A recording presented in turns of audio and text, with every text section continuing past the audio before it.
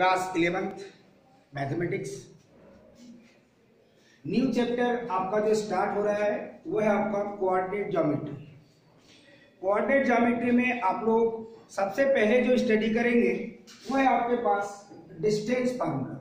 Distance फार्मूले के लिए आप x axis and y axis पहले आप ड्रा कर लेंगे।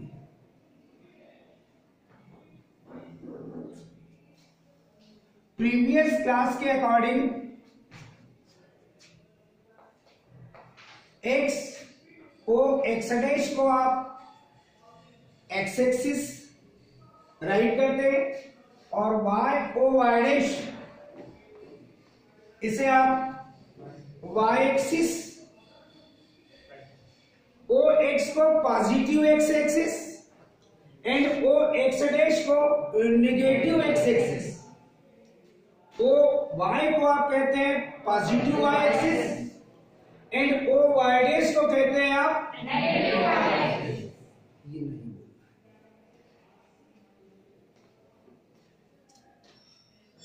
X O X dash completely called X axis, Y O Y dash is completely called Y axis.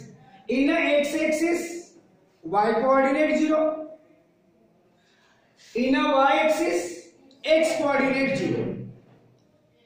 Two perpendicular lines x o x dash and y o y dash इस plane को 4 equal parts में divide करती है और इसका rotation हम anti clockwise लेते हैं।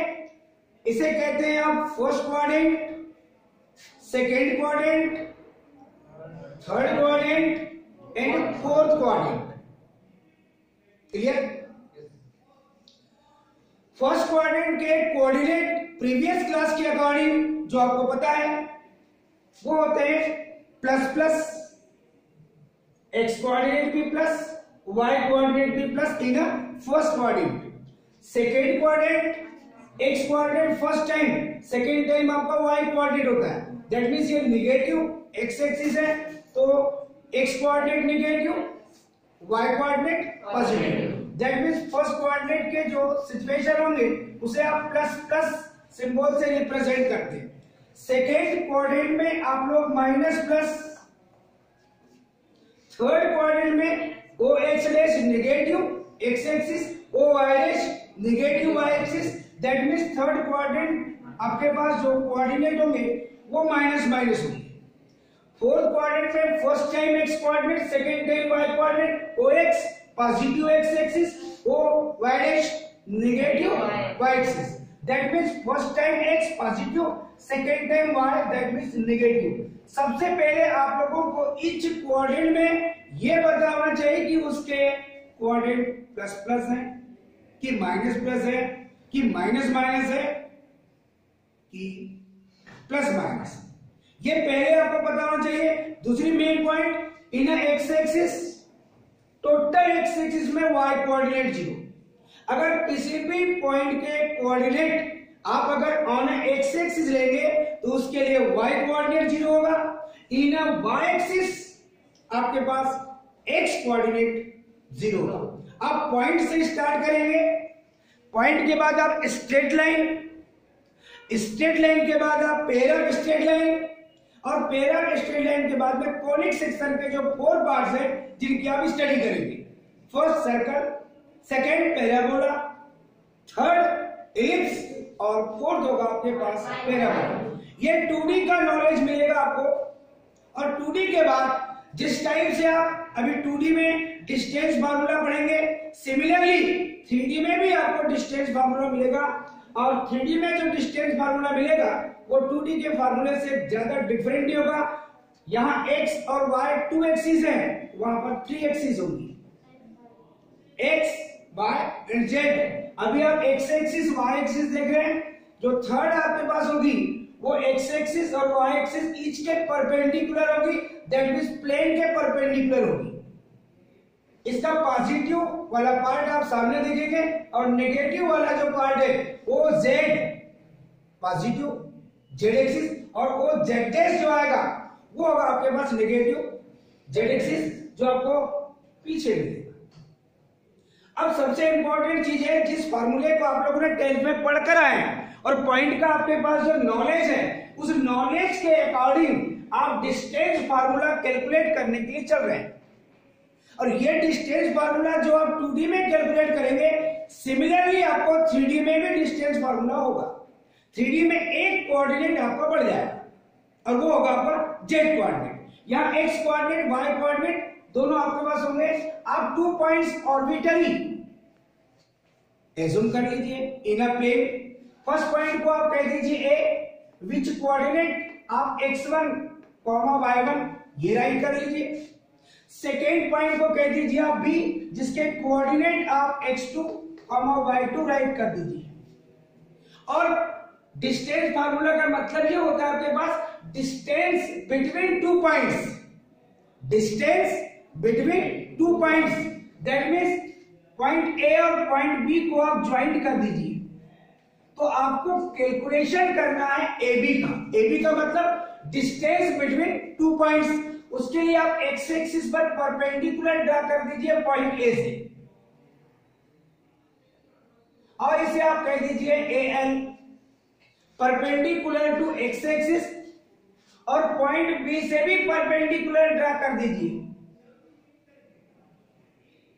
और इसे कहेंगे आप B M, perpendicular to again x axis, and A N perpendicular to B M. Definitely आपके पास ओ एल का जो डिस्टेंस है पॉइंट ए का x coordinate, that means point ए का एक्स कोऑर्डिनेट है आपके पास x1, और जो ए एल की वैल्यू होगी ये होगी आपके पास पॉइंट ए का y coordinate, that means y1। ये एरो मार्क के अकॉर्डिंग आप बता रहे हैं कि OL की वैल्यू आपके पास x1 है, AL की वैल्यू आपके पास y1 है। सिमिलरली पॉइंट B से आपने परपेंडिकुलर ड्रा किया है BM, perpendicular to again x axis, that means OM की वैल्यू पॉइंट B का x coordinate, that means x2, एंड BM की वैल्यू पॉइंट B का y coordinate, that means y। ये एरो मार्क बता रहा है कहां से लेकर कहां तक का डिस्टेंस किस सिचुएशन को रिप्रेजेंट कर रहा है। अब आपको चाहिए टोटली आपको LM फाइंड करने के लिए आप देखेंगे OM minus OL, it is called LM, और जितना LM है उतना ही आपके पास कितना है AN भी है, दैट मीन्स LM और AN की वैल्यू सेम होगी। ये वैल्यू है आपके पास OM की वैल्यू है x2, OL की वैल्यू है x1, दैट मीन्स ये रिजल्ट मिलेगा आपको x2 माइनस x1। सिमिलरली आपके पास यहां जो रिजल्ट है AL और BN MN ये सेम डिस्टेंस होगा, AL equal MN which is equal y1। आपको फाइंड करना है एक्चुअली में BN फाइंड करेंगे आप, तो आप देखेंगे कि BM में से अगर आप MN को सब्सट्रैक्ट कर लें तो आपको BN फाइंड होगा। ये BM की वैल्यू है आपके पास y2 और MN की वैल्यू है आपके पास y1, दैट मीन्स BN की वैल्यू होगी आपके पास y2 माइनस y1।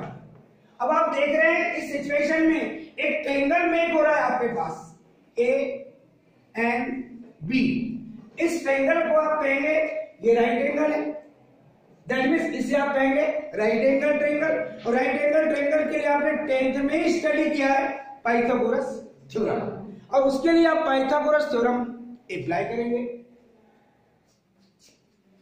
सबसे इंपॉर्टेंट चीज जो आपके पास है वह हियर ए, जो फर्स्ट पॉइंट है उसके कोऑर्डिनेट है आपके पास x1 y1, and point B के कोऑर्डिनेट है आपके पास x2 y। आपने पॉइंट ए से AL perpendicular to x axis and BM perpendicular to again x axis, इससे आप रिजल्ट लेंगे OL की वैल्यू। और इसमें एक और पॉइंट आप वेट कर दीजिए, और वो पॉइंट है आपके पास A N perpendicular to B M, A N perpendicular to x axis, B M perpendicular to x axis and A N perpendicular to B M. Then ऐसी कंडीशन में ओ एल की वैल्यू है आपके पास x1, A L equal M N, A L equal M N which is equal, यह है आपके पास y। ओ एम की वैल्यू देखिए आप, ओ एम इक्वल है आपके पास x2, बी एम की वैल्यू यह है आपके पास y। आपको फाइंड करना है बेटे lm, और जितना lm है उतना ही आपके पास am भी है। lm equal am which is equal om minus ol, om minus ol। That means ये जो वैल्यू आप फाइंड करेंगे om की वैल्यू है आपके पास x2 माइनस ol की वैल्यू है आपके पास x1। आपने lm that means am find कर चुके हैं, अब आपको फाइंड करना है bn। bn फाइंड करने के लिए bm माइनस mn, bm की वैल्यू है आपके पास y2 और mn की वैल्यू है बेटे आपके पास y1। ये जो रिजल्ट आपने फाइंड किया है bn फर्स्ट और सेकेंडरी आपके पास an जो आप देख रहे हैं, इनकी आवश्यकता आपको यहां मिलेगी। अब जो आपके पास ट्रायंगल मेक हुआ है उस ट्रायंगल को देखिए आप, in right angle triangle, in right angle triangle ANB by Pythagoras theorem,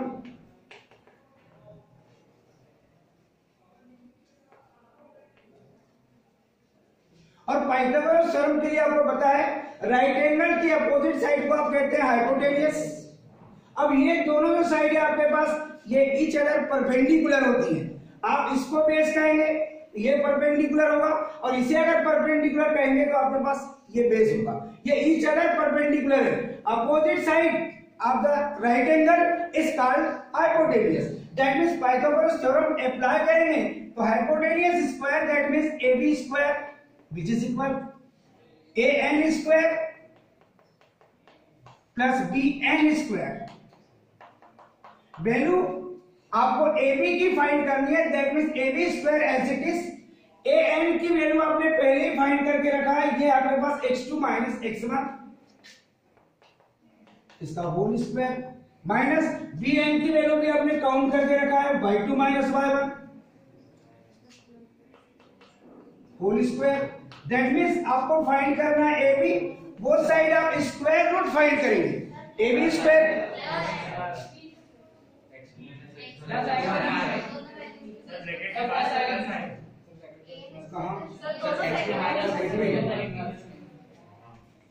AB square which is equal x2 minus x1 whole square plus y2 minus y1 whole square. AB that means both side आप square root find करेंगे। AB equal क्या find होगा बेटे आपको, root x2 minus x1 whole square plus y2 minus y1 whole square. ये कहलाता है आपके पास डिस्टेंस फार्मूला जो आप लोगों ने पढ़ा है 10th में। अब इस डिस्टेंस फार्मूले को आप 2 पॉइंट्स आपके पास गिवन दैट में होंगे तो उसके अकॉर्डिंग आपको डिस्टेंस फाइंड करना होगा। एक एप्लीकेशन आपके पास ये होगी, सेकेंड एप्लीकेशन आपके पास में ये होगी कि अगर पॉइंट्स को कॉलिनियर प्रो करना है, 3 points lie on the line, 3 points lie on the line, then points are called collinear points. ये एक सिचुएशन आपको ये भी मिलेगा। दूसरी इंपॉर्टेंट चीज ये है आपके पास, अगर आपको right angle triangle, equilateral triangle, कोई भी ट्रायंगल के अकॉर्डिंग आपको क्वेश्चन पूछेंगे जिसमें डिस्टेंस फार्मूला आपका यूज हो रहा है, या तो स्क्वायर के लिए रहेगा या तो आपके पास रेक्टेंगल के लिए होगा या तो आपके पास रोम्बस के लिए होगा। तो जिस जिस क्वेश्चन में आपको डिस्टेंस फार्मूले की आवश्यकता होगी उसमें आप इस डिस्टेंस फार्मूले के अकॉर्डिंग डिस्टेंस फाइंड करके जो कंडीशन आपको कैलकुलेट करने जाएगी या फिर आपको प्रूव करने कहा जाएगा उसके अकॉर्डिंग आप डिस्टेंस फार्मूले का यूज करेंगे। ये जो डिस्टेंस फार्मूला है ये आपने 10th में पढ़ा है, मगर हो सकता है कि केवल आपको डिस्टेंस फार्मूला राइट कराकर 2 पॉइंट्स गिवन दैट में होकर आपने डिस्टेंस फाइंड करने की कोशिश की होगी। ये तो आपको कैलकुलेशन कराया भी हो सकता है या नहीं भी कराया हो सकता है, मगर हमें यहाँ पता होना चाहिए। अगर आप लोग 3D में इसी फार्मूले को पढ़ेंगे तो आप 3D में पॉइंट्स ए के कोऑर्डिनेट क्या लेंगे, x1 y1 और थर्ड कोऑर्डिनेट आएगा आपके पास z1। ये होगा x2 y2 और थर्ड कोऑर्डिनेट क्या होगा आपके पास z2। ये 3D के एनालिसिस 2D के अकॉर्डिंग ही चलती बेटा, क्वेश्चन भी लगभग सेम ही रहते हैं। ये बेसिकली आपके पास जो 11th में 3D आएगी वो 3D 12th के 3D का बेसिक पॉइंट है, डिटेल नहीं है, बेसिक पॉइंट है जो आप कोऑर्डिनेट के साथ ही उस 3D को आप 2D के साथ ही स्टडी कर सकते हैं। अगर आपके पास थर्ड कोऑर्डिनेट अगर z1 है फर्स्ट पॉइंट के लिए और सेकेंड पॉइंट के लिए थर्ड कोऑर्डिनेट अगर आपके पास z2 है तो डिस्टेंस फार्मूला जो बनेगा आपका distance between 2 points that means AB which is equal x2 minus x1 whole square plus y2 minus y1 whole square plus z2 minus z1 whole square। यानी वो 3D में आप इस डिस्टेंस फार्मूले को अप्लाई करेंगे, 2D में आप जो फार्मूला अभी आपने फाइंड किए इसकी हम एप्लीकेशन देखेंगे। हम कोई ना कोई 2 पॉइंट्स आपके पास गिवन दैट में लेंगे और वो 2 पॉइंट्स के अकॉर्डिंग आप क्वेश्चन को सॉल्व करने की आप कोशिश करेंगे। मान लीजिए आपके पास जो पॉइंट्स है उनके नेम्स नहीं होंगे, वो पॉइंट्स आप ए बी ले सकते हैं, वो पॉइंट्स ये भी हो सकता है कि आप पी क्यू ले सकते हैं, वो आपके ऊपर डिपेंड करता है।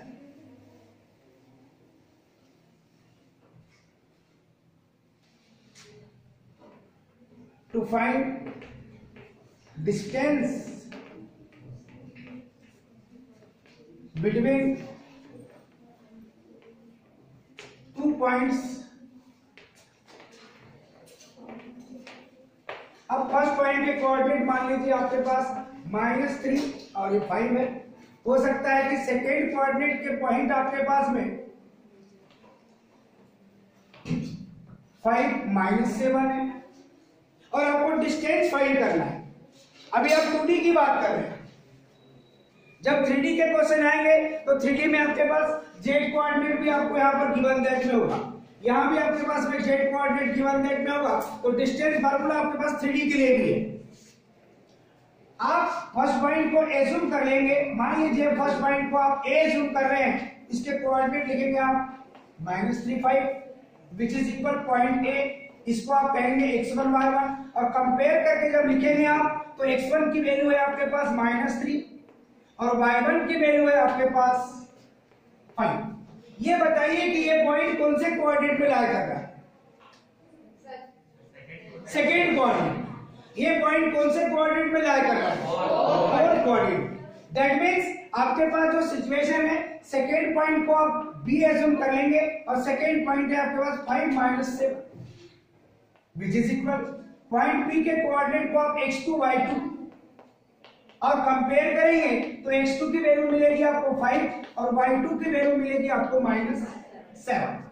अब डिस्टेंस फार्मूले को आप यहां अप्लाई करेंगे since we know that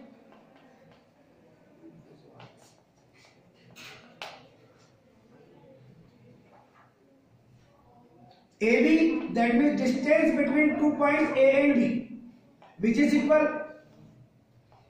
x2 minus x1 whole square plus y2 minus y1 whole square। AB equal अब वैल्यू पुट करेंगे पहले आप x2 की वैल्यू कंपेयर करके आपने लिखा है 5 माइनस, अब x1 की वैल्यू है आपके पास -3 माइनस माइनस मल्टीप्लिकेशन आप कर देंगे plus, that means 5 + 3 whole square plus y2 की वैल्यू देखिए आप, ये आपके पास -7 और माइनस y1 की वैल्यू है आपके पास में 5 होल स्क्वायर।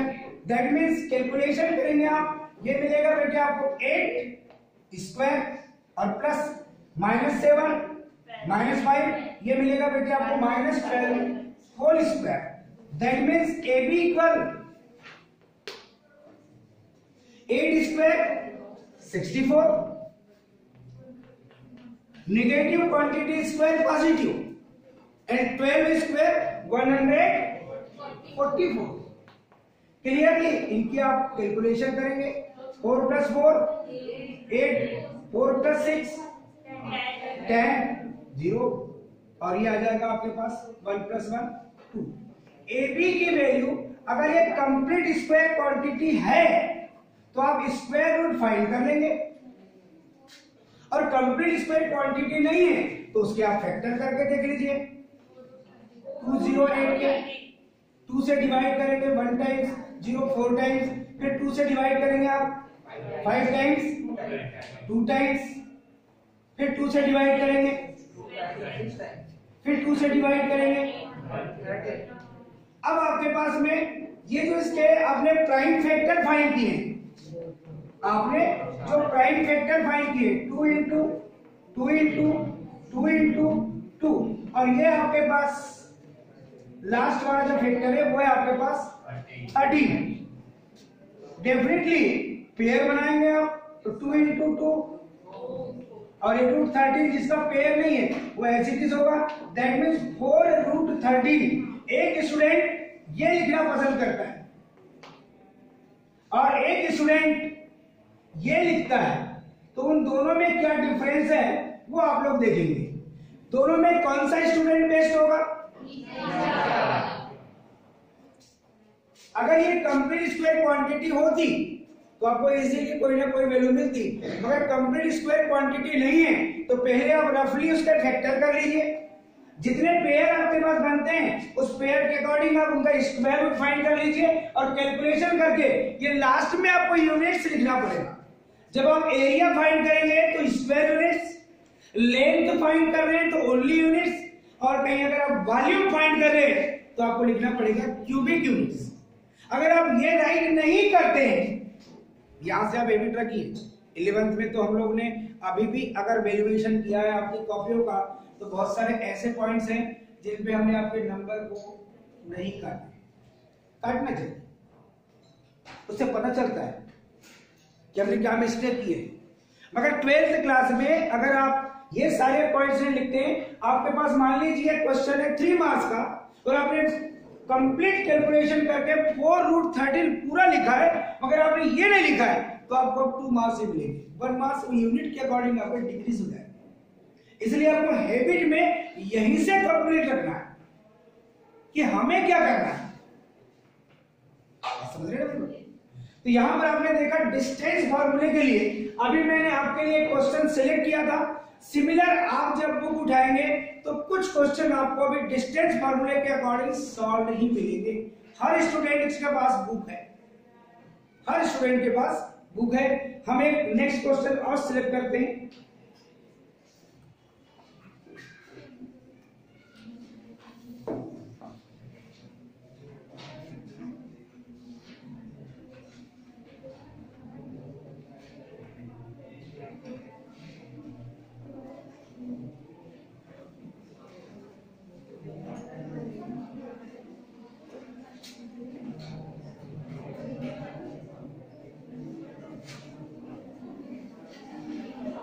ये सिंपल कोऑर्डिनेट थे आपके पास,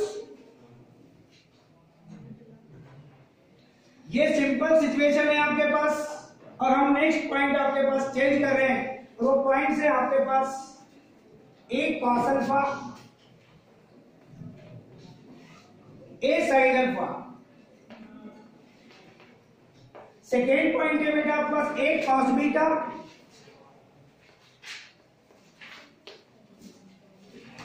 ए साइन बीटा। ये जो आपके पास कोऑर्डिनेट है ये ट्रिग्नोमेट्रिक कोऑर्डिनेट हो गए हैं। इस पॉइंट पे आपको ध्यान देना है। अब ट्रिग्नोमेट्रिक पॉइंट है तो आपको ट्रिग्नोमेट्री जो आप लोगों ने स्टडी किया है उसको ध्यान में रखते हुए आपको चलना पड़ेगा। यहां पर जो पॉइंट चेंज हो रहे हैं वो पॉइंट्स को आप देखते हुए चलेगा। फर्स्ट पॉइंट जो आपने राइट किया है उसे आप ए एज्यूम कर लेंगे, ये है आपके पास a cos alpha, a sin alpha. Compare करेंगे तो x1 की वैल्यू होगी बेटे आपके पास a cos अल्फा और y1 की वैल्यू होगी बेटे आपके पास a sin alpha. Second point को आप b एज्यूम कर लेंगे और उसके कोऑर्डिनेट है बेटे a cos beta, a sin beta. Definitely point B के कोऑर्डिनेट के अकॉर्डिंग अगर आप कंपेयर करेंगे तो x2 की वैल्यू मिलेगी a cos बीटा और y2 की वैल्यू है बेटे आपके पास a sin beta. Trigonometric coordinate है आपके पास, डिस्टेंस फार्मूला आप यही यूज करेंगे, केवल आपके पास कोऑर्डिनेट चेंज होगी। मेन चीज है 11th क्लास में अगर स्टूडेंट स्टडी कर रहा है तो उसके लिए सबसे मेन पॉइंट ये होता है कैलकुलेशन करते समय वो स्टूडेंट ज्यादा अच्छा होता है जब भी कोई चीज समझाई जाती है बहुत ध्यान से समझे, राइट ना। उस पॉइंट को पूरा कंप्लीटली उसने वो 10th की हैबिट को आप खत्म कर दीजिए। यहाँ हम राइट करेंगे फिर उसको आप राइट करेंगे, वो पैटर्न 10th के लिए।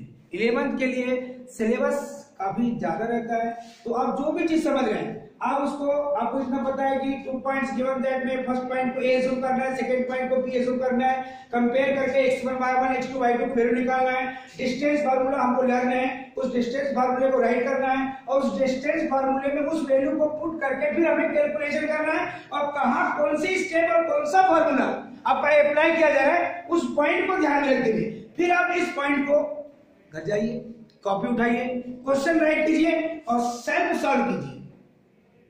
भूल जाते हैं तो आपके पास ये मिलेगा, नहीं भूलते हैं बेस्ट है। फिर आपको एनुअल एग्जाम में उसको रिपीट भी नहीं करना है, एनुअल एग्जाम में आएगा भी अगर वो क्वेश्चन तो आप श्योर सॉल्व करेंगे, 101% सॉल्व कर लेंगे उसको। और यदि आप अभी लिख के भी रख लेंगे तो आपकी मेंटलिटी रहती है एग्जाम के समय हम रिपीट करेंगे। एग्जाम के समय तो मैथमेटिक्स पढ़ी ही नहीं जाती, जो अभी आप पढ़ रहे हैं ये फर्स्ट टाइम और लास्ट टाइम। इसके बाद केवल ट्राई कहाँ करना है आपको, आज घर जाकर। उसके बाद कब, अगर कोई एग्जाम में क्वेश्चन आता है तो वहां पर उसको आप सॉल्व करेंगे। इसके बाद फिर कभी सॉल्व नहीं करेंगे और कभी भविष्य में कोई कॉम्पिटिशन एग्जाम देने बैठ गए और वहां पर हो सकता है कि आपके उस सिलेबस से कनेक्ट कोई क्वेश्चन है तो फिर आप वहां उसका यूज कीजिए। ये पढ़ने का पैटर्न है। नहीं तो अभी तक क्या था, हम लोगों ने क्वेश्चन ब्लैक बोर्ड में सॉल्व कराए, हमने कॉपी में लिखे और अब उसको आज नहीं देखेंगे, कल भी नहीं देखेंगे, अब उसको हम उस समय देखेंगे अब एग्जाम कब है। चलो मैथ्स का पेपर आपको मान लीजिए 2 डेज का गैप मिल गया, अब उस गैप में ही केवल पढ़ेंगे और गैप में पढ़ेंगे क्या, कुछ नहीं कर पाएंगे। आप सोचिए कि लास्ट टाइम में बस हमको यहाँ वैल्यू पुट करना है। x2 की वैल्यू आपके पास कितनी है, a cos beta, minus x1 की वैल्यू कितनी है आपके पास, a cos और इसका होल स्क्वायर फिर प्लस y2 की वैल्यू देखिए आप a sin beta minus a sin whole square. अब इसको कैलकुलेट करने के लिए जो कॉमन फैक्टर है उसको देखते हुए चलेंगे आप, उस कॉमन फैक्टर के अकॉर्डिंग आप कैलकुलेशन करेंगे।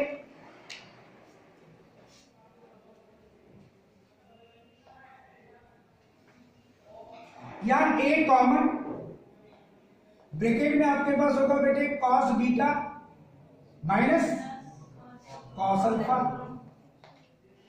और उसके साथ ही साथ आपके पास कॉमन निकाले तो ये होल स्क्वायर। यहां भी कॉमन क्या मिलेगा बेटे आपको, a कॉमन, यहां क्या मिलेगा sin beta minus sin alpha. ये सब प्राइमरी स्टेज के आपके फार्मूले और ये होल स्क्वायर। अब इस कैलकुलेशन को आप फिर देखेंगे, इसे आप राइट कर सकते हैं बेटे a स्क्वायर, यहां भी मिलेगा आपको a स्क्वायर। अब a स्क्वायर को कॉमन भी ले लीजिए, एक स्टेप कम कर दीजिए, इसे लिखेंगे आप cos beta minus cos alpha whole square और प्लस इसे राइट करेंगे बेटे आप sin beta minus sin alpha whole square. Definitely आप ए स्क्वायर इंटू में ए स्क्वायर का स्क्वायर रूट भी फाइंड कर लेंगे, ए स्क्वायर का स्क्वायर रूट भी फाइंड कर लेंगे। A B which is equal A square का स्क्वायर रूट आप ए लिखेंगे और यहाँ A minus B whole square और यहां पर भी A minus B whole square की एल्जेब्रिक आइडेंटिटी आप यूज करेंगे। Definitely in place of A cos beta, in place of B cos alpha, that means इसे राइट करेंगे आप cos square beta plus B square मतलब cos square alpha minus twice of A B, that means first time आप लिखेंगे cos alpha, second time लिखेंगे आप cos beta, ये भी लिख सकते हैं इसको डेफिनेटली। अब सेकेंड वाले को भी सिमिलर आप कैलकुलेशन करेंगे बेटे, प्लस ए माइनस बी होल स्क्वायर की आइडेंटिटी यहां भी यूज करेंगे, साइन स्क्वायर अल्फा प्लस ये साइन स्क्वायर बीटा भी लिख सकते हैं पहले आप, साइन स्क्वायर अल्फा और minus twice of sine alpha into sine beta. अब आप कैलकुलेशन करेंगे और पेयर बनाएंगे। अगर आपको ट्रिग्नोमेट्री का नॉलेज है तो आपको पता है कि sine square theta plus cos square theta which is equal 1 होता है। 10th में भी पढ़े, 11th में भी पढ़े और आज हम उस एप्लीकेशन को यहां पर यूज करेंगे। तो sign square alpha plus cos square alpha जिसकी वैल्यू होगी बेटे 1, वैसे ही सिमिलर पेयर बनाएंगे आप sign square beta plus cos square beta, इसके भी वैल्यू होगी बेटे 1 और इन दोनों में देखिए माइनस और 2 कॉमन ले लीजिए और बाकी ब्रैकेट में लिखिए cos alpha cos beta plus minus common ले लिया आपने sine alpha sine beta. Definitely A as it is root sine square alpha plus cos square alpha 1, sine square beta plus cos square beta 1 minus twice of cos A cos B plus sine A sine B, cos A minus B.